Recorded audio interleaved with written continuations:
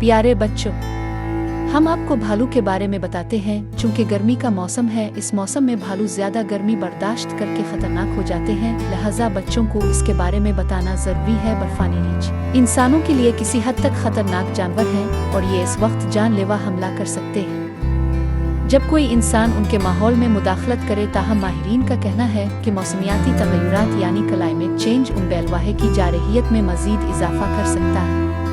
आम तौर पर बर्फानी भालू इस वक्त इंसानों पर हमला करते हैं जब कोई इंसान उनकी रहाइशगाहों में मुदाखलत पैदा करने की कोशिश करे। ऐसी सूरत में ये निहायत खतरनाक और जारे हो जाते हैं। ताहम अब माहिरीन का कहना है कि बढ़ते हुए दर्जा हरारत के बाइस बैलवाहे की रहाइश के इलाकों और खुराक में कमी आ रही है, जिससे ये भालू दबाव का शिकार होकर इंसानों के लिए मजीद खतरनाक बनते जा रहे हैं। माहिरीन का कहना है कि क्लाइमेट चेंज के बाइस बर्फ पिघलने की वजह से ये इंसानों की आबादियों में मुंतकिल होने पर मजबूर हो जाएंगे और असल खतरा इस वक्त सामने आएगा। ये ऐसा ही है जैसे अब हर वक्त किसी खतरनाक दुश्मन के निशाने पर मौजूद है।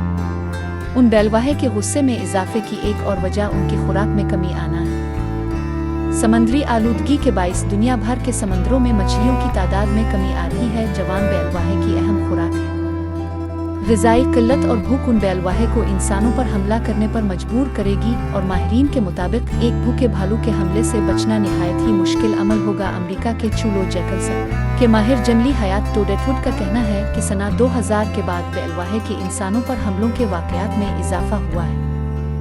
उन्होंने बताया कि एक जामा तहक़ीक़ के मुताबिक 1870 से लेकर 2014 तक इस नौइयत के 73 वाक़ात सामने आए हैं, जिनमें बैलवाहे ने बर्फानी इलाकों में आए वाले अकेले सयाहों या सियाहती ग्रोहों पर हमला किया।